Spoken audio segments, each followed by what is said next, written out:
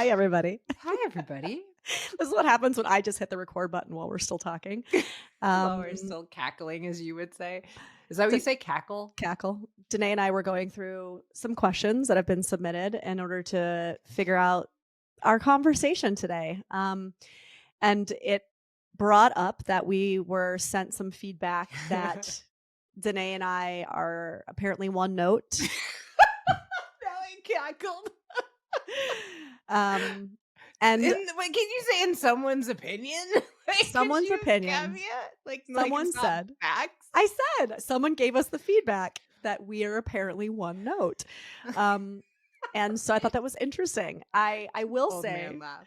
that when you and I first started this podcast, I don't think we were talking so much about like romantic relationships as we do now. It Mm. seems that those are the bulk of the questions we get. Those are the bulk Mhm. of people who come to our retreats, people who are struggling with that. And so I think that we, as we do, allowing Psyche to lead, kind of go where the conversations take us, right, and where it seems like the need is. And so maybe that's what this person is talking about. I think also you and I tend to have a pretty hard stance and a very differing stance on the ideas of codependency, autonomy, partnering, all of these things, that I could see people thinking that we're one note, if you will. I'm Um, super okay with that, for the and record. Whoever also, made that comment with love, I'm super okay with yeah, that because here's what I think that we are living through a very particular moment in history, which we have spoken to many times. And yeah, to your point, I think that we realized something happening in the cultural zeitgeist, something happening in the evolution of women that, yes, we started, you know, running retreats, having conversations that were really around this movement of putting down this practice of self-abandoning. And I think the reason that resonates is because it's just such a common theme that hmm, all of us were socialized to do and be as, women especially, but certainly as people, right? hmm, And so as we are healing that and putting some of that down, I think what we have found, and it is certainly the case in the context of the questions we get, is that like we're just like really looking for like additional tools for like what does that yes, look like when this happens and how do I yes. hash it out when this happens. And so yeah, like if it's supportive, we certainly will continue to ask the questions, but please feel free to ask us anything else that you're curious about because we're here for it. Yep. Yep, we have a Q&A. You can actually submit questions right through our Instagram, and so if you have a question that you want to ask, please do so. I'm gonna We're read the not one making that these questions up, you know. nope, we're not. Um, and we have to suss through a lot of them because we get a lot, and a lot of them are relationally based, and so we try to choose the ones that we feel will lead to a more robust conversation. I don't know if Hmm. we're doing that. Apparently, this person doesn't think we are, I but let What's me read that the thing in question. you probably know in, like, what's that thing in, like, the work? Like, if you have, like, a problem, like, come with like, if you have a question, come with a question. If you think Yeah. we're one note, let's talk about something else then. Yeah, or let's talk Anyway. about our one noteness. I would love to have that conversation. And on that note, actually, we're going to be doing an open call for some more live coaching sessions pretty soon. So pay attention for that. You can also actually apply to do that through our Instagram as well if you missed the post. So that being said, let me read the question Okay. that we're tackling. I just brought my boyfriend of 6 months home to meet my family. While we were visiting, I got a message from his ex and found out that he's been talking with her the entire time and that our relationship has essentially been a lie. I talked with his ex and she said he's done this before to her Mm. as well. Is this a narcissist? How can I begin to process this and move forward? I know logically I can't blame myself, but I already had a previous core wound of not good enoughness, and now I can't help but ask why I wasn't enough for him. Oh. First of all, you're Well, not enough for I him. hate that narrative that you are ending the question with, but who was, Dr. Carrie I'm, like, blanking on her name that's Carrington, coming. Jody Yeah. Carrington. Jody Carrington, my brain is not working right now. But she was like, I want like we just did an interview with John, and she was like, I want to throat punch Throat the word punch. narcissist. I was dying.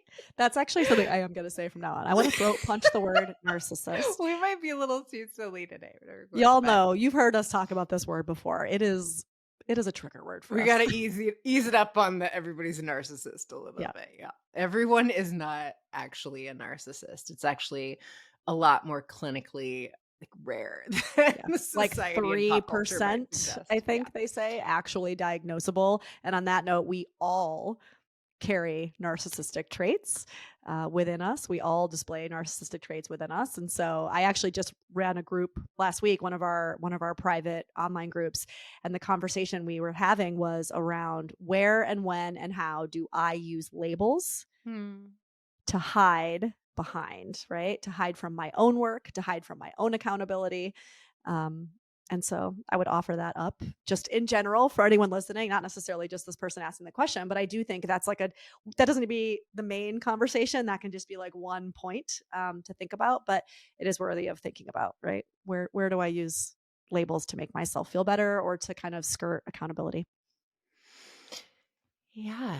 And even to pathologize others and, meet them with a way of distancing Hmm. versus like staying in the space of curiosity. And it's interesting, before we got on, I was saying to you that I noticed on John's Instagram today, someone had asked him the question, my partner has been sexting someone at work.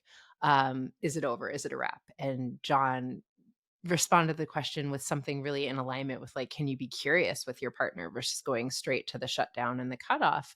And Vanessa, like the comment section was live, as is often the case, but people were really activated by John Hmm. suggesting, even suggesting the idea that we should meet our partner with curiosity versus, if you step outside of the box, if you do this thing, it is over. And, what I always come back to is that we have been raised in an extremely ownership based, like an ownership template of partnership, which says, I own you or you're nothing to me. So if someone is sexting someone, you find out by going through their phone, by the way. And that's a whole other Whole other conversation in and of conversation. itself. But if I find this out, you are You're done. dead. Hmm. You're no longer someone I love and care about. And Yeah. that to me is like some significant black and white thinking. Oof. Dan, I love Dan Savage. I mean, he's been around forever, but I heard him recently on this sex therapist podcast that I like. And he was talking about how so often people will come to him or they'll write in comment or questions, right? And they'll say, I was with somebody for 30 years. I was married to somebody for 50 years. And I just found out that they like had this affair or there was this like 1 year period where they were talking to somebody or whatever, and how they'll say things like the entire relationship is a lie, Mm. right? None of it was real. And then like this question that this person asked, right? Essentially that our relationship has essentially been a lie. And what he said I thought was so spot on was, number one, going back to what you're saying about the black and white thinking, which is somebody is not allowed to do something that we feel steps outside of our very black and white way of looking at right and wrong. And if they do, that immediately demonizes them, makes them bad, makes them dead to us, and somehow negates 49 of 50 years of beautiful, wonderful love and experience, right? And why is it that we are allowing ourselves to use this one blip, right? Um, to actually kind of disprove somebody's entire personality, entire structure of who they are, right? And I also think that we are far more likely to look at somebody else's, and I'll say air quote transgressions, um, as some kind of what's the word I'm thinking of? Some kind of like description of their character, but we are a lot more likely to forgive our own transgressions. Hmm. There's a word for that. I'm There's trying a to think. psychological term, and I can't think of Yeah, it and I can't think of either. what it is, right? Where But it's it's like that, we give people more grace than we or give ourselves more grace, I guess, than we give other people. yeah, good. What is What is the that? word? Is it Astaire that talks about that? Somebody talks about that. The term for it is fundamental attribution, right? So what that is There like it you is. are There it is. fundamentally this type of a person Yes. versus when I do it, it is It's a bad behavior. It doesn't have to it's do with the situational. core of who I am. Yes. Yes. Right. So if I am late, it's because my boss held me long. I hit 3 red lights, I Traffic. tripped over my shoe, whatever. If you are late, it's because you are a thoughtful, inconsiderate a hole and you don't Yep. consider how you make other people feel. Yep. And yeah, when I hear something like it is wrong and that person is a bad person and it's just this like complete black and white holding of a situation, what that says to me is that there's some shadow work for that person Mm, to do. Because when we have really gotten into the muck with our own shadow, we are not using that type of black and white thinking to keep ourselves safe yes. because we understand the complexity of us ourselves as a human animal, that we are not, either good or bad, that all of like the dark and the light exist within all of us. Mm, But when we're defending against what we perceive as quote darkness in another person to that extreme, yeah. that says to me that I have not made any sort of connection to, I'm not in relationship with my own darkness yet. Couldn't agree more. Yeah. And here's the thing. The big piece here, y'all, is that we're not saying that this is used to justify bad behavior. That's not what we're saying. But what we're saying is you can still make a decision or hold a boundary about something somebody did or said and say that doesn't work for me, right? That doesn't feel in alignment with the kind of relationship I want to be in. You can set a boundary, you can remove yourself from the situation, you can even cut off contact with somebody, right? And it's not a but. And you can still hold the complexity of somebody's humanness in a way where we don't have to make them a horrible pile of stinking garbage in order to make us feel okay about the situation, right? And so I think that is so often when we see that word being thrown around, narcissist, maybe it is so activating and triggering for us, especially because it is such an indicator of where we are lacking in our own shadow work as a community, like as a culture, actually. The fact that that word is thrown around as much as it is in this Western society, to me, shows more about us as a people, as a society than anything, actually. Yeah, and if you think about the narcissistic tendency of continuously pointing the finger at other people without being willing to look at yourself, that is actually void of empathy, in my Mm, opinion, which in and of itself is a it's a narcissistic narcissistic tendency. tendency. So you might want to hold the mirror a little bit. And I'm not saying Yeah, the person asking this question is right. um, The people who are that's not what throwing I'm it saying, around. but I'm Yeah. saying the extent to which we wanna label everyone else as narcissistic is actually a pretty narcissistic tendency when we break it down and say, "I am void of any responsibility that needs to be taken in this Yep. situation. I was the victim. I was just wronged. This person's a narcissist. Everyone else is a narcissist, but that has nothing to do with me and why I chose to be in relationship with this person." Right. Yeah, and here's the thing, like multiple things can all exist at the same time, right? So I can say I've been very hurt by these actions or behaviors of this person, and so part of my work right now, going back to this person who asked the question, is going to be grieving work. Is going to be the work of feeling the shame around this and working with her not enough wound and all of the things that come up, which I also want to get into. And also within that work, noticing the tendency to make this person bad in order to not have to go there with myself in some essence Mm. is actually part of the work, and they all can exist at once, right? And so it's not an either or. It's not we either grieve or we attack or we, you know what I'm saying by that? It's like I think part of the work of moving through things like this and this continued path of self-development is that we've got to get more comfortable knowing that the work includes a lot of moving pieces at the same time. And it's not just one specific direction or fix or catch all or here's the tactic or here's the trick to get over this thing. Do you know what I mean? I think a lot of the grieving that I find we need to do when there is a situation like this, whether it's this or infidelity or whatever the situation is, it's often the grieving of the fairy tale I held Mm-hmm. that any human being would be less than human in their way of meeting me. I Mm, think I heard Aubrey Marcus speak to this thing of um what we're talking about in a way that I gotta go back and find that podcast mm, because it was the most profound way I've heard someone speak to it. But it's basically like when I find the quote one, I will be enough and they will never have thoughts of another oof. person. And that will be the way that I am like so clear on my worthiness for the first time in my life because this omnipresent figure who knows how to be and do and show up as all of that for me forever and ever, amen, chooses me and never looks at another person, and that is how I know that I'm worthy. Oh, Like, think about, like, what that is psychologically for us to require that of another Oh, human being. Like, sit with that for a I felt second, my whole right? body tense up and get like almost nauseous in hearing you say that. But that is like what most of I us have know. been conditioned to I believe know. love will be, right? That like once I find the one, they will never be interested in another person. They could not conceivably look at another girl and feel aroused, all of these things. And I'm, again, to the point that you were making, I'm not saying that sexting is okay. That's not what I'm saying. But if you love this person, or if anytime there is some sort of a transgression or betrayal, if I truly love this person, it's the same as if I find out that my partner has been doing drugs behind my back, Mm, right?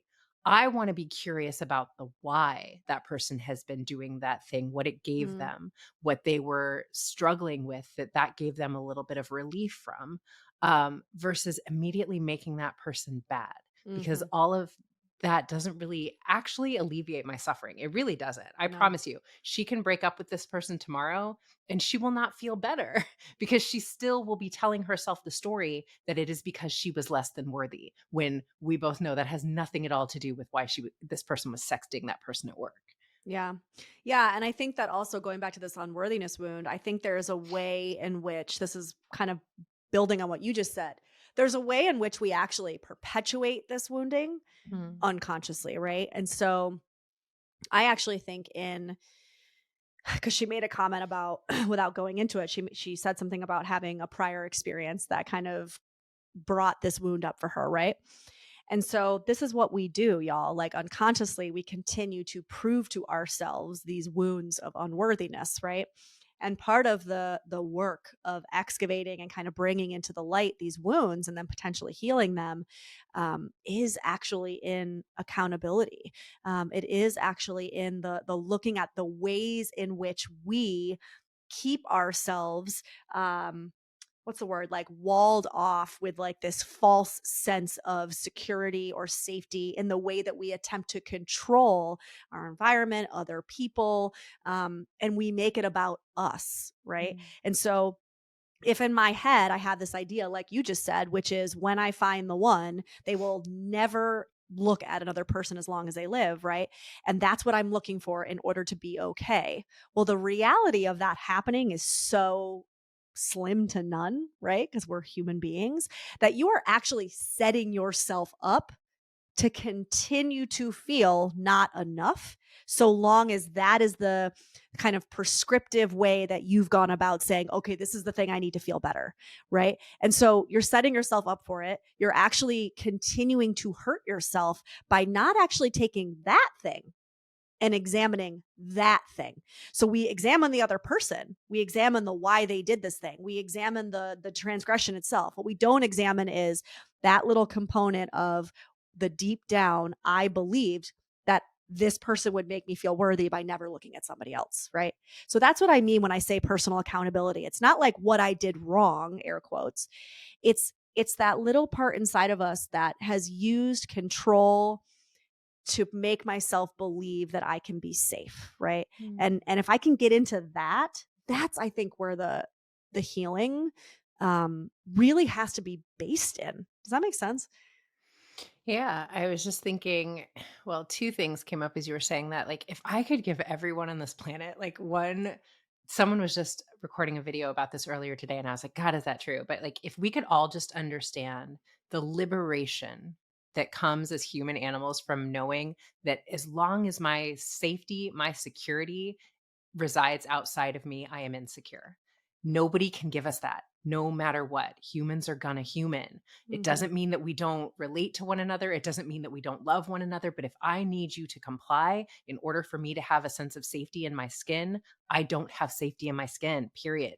There Mm. is nothing that is more liberating than I am the only person that can give me that. I am the only person that can take accountability for myself in the way you're saying. Like, personal responsibility actually is so unbelievably liberating because then I am in quote control of it, right? But it's like whatever it is what I'm meant to experience, to grow through. It's not meant to hurt me or for me that I'm not going to be okay. But the other thing I was thinking as you were talking is just how deeply dehumanizing these things Mm. are. When, like, if I need you to not ever be aroused by another human Yeah. being, or I'm done with you. You're an object for my comfort. And the minute Yes. you You're step not a in, and human. I can't be honest with you, right? Because if Mm, I am aroused, then I can't tell you that, or you will feel betrayed, or you will feel shunned by me, right? That allows you not to be in the fullest expression of your humanity with me.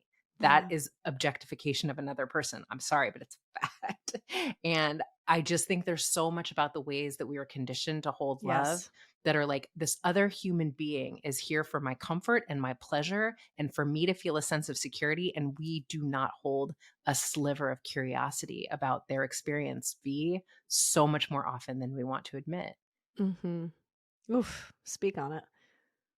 Yeah, I'm just sitting with it. I mean, it's I mean, listen, y'all that have been listening to the podcast know, like listening for a while know, and anybody who's new to this also knows or should know that Danae and I will give you both compassion, empathy, and also a little bit of hard dose of reality, right? And listen, we're not for everybody. I will Yeah, we're say. super okay with that. But this is With we're love. none of us are for everybody, right? Yeah.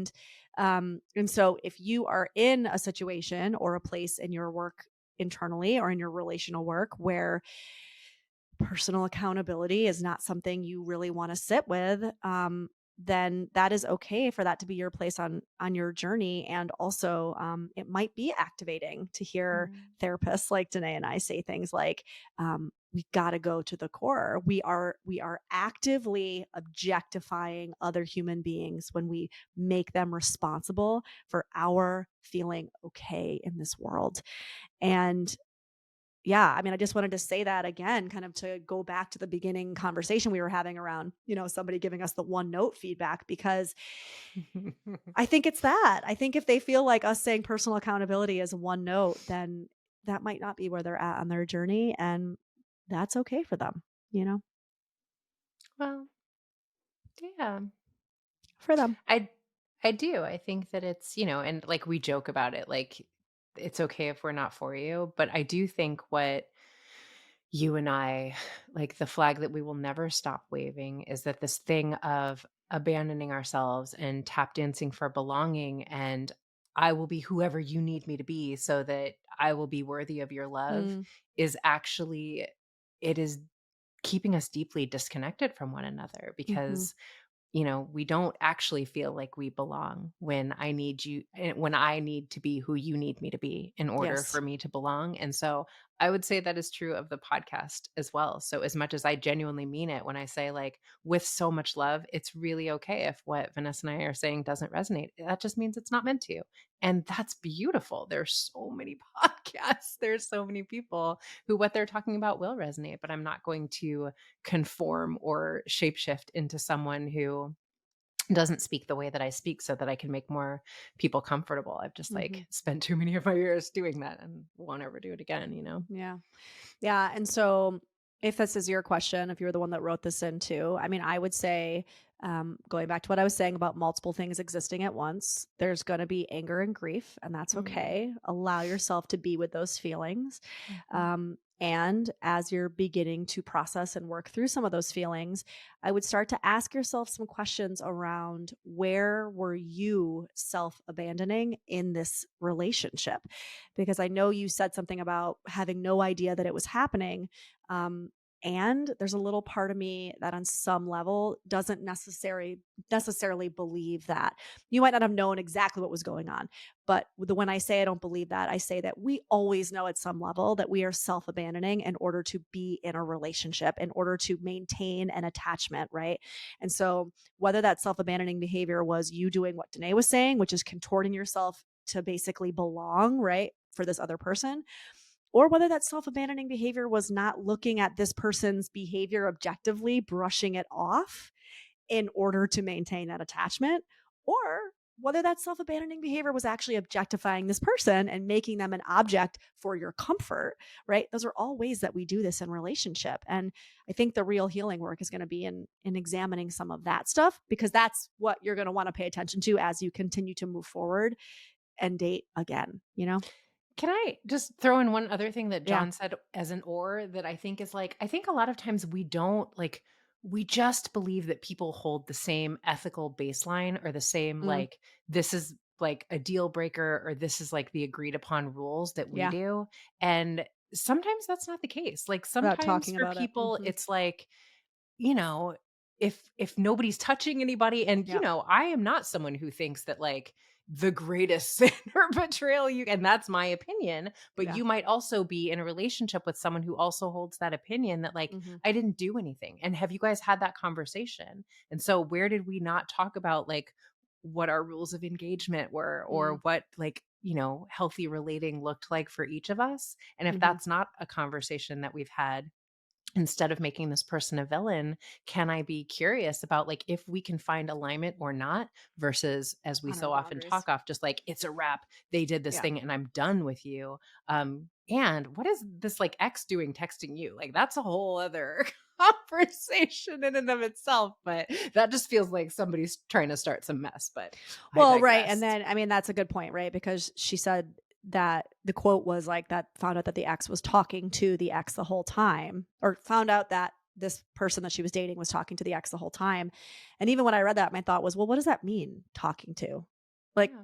what is Are we that? allowed to talk or not? Yeah, like, was That's it not. really talking? Was it what you feel is emotional connection that feels maybe that it's crossed a boundary for you? And then I would say we go to Danae's point, which is, were you aligned on what that boundary was? Because I don't think it's I think it's troublesome for us to blindly expect that other people and us share the same boundary, to your point, of what we feel is okay or not okay when it comes to transgressions in relationships. And I think a lot of what you and I talk about with, especially in groups, Danae, is how often we don't intimately connect and vulnerably have conversations with the Mm, people that we're in relationships with. that's right. A lot of things are left unspoken that should not be left unspoken. And if you feel like you can't have those conversations, that in and of itself is a pretty big indicator that there's a lack of intimacy in a relationship, right? So, anyway, just something else to kind of think about. All right, y'all. We We love you. appreciate you. Until next time.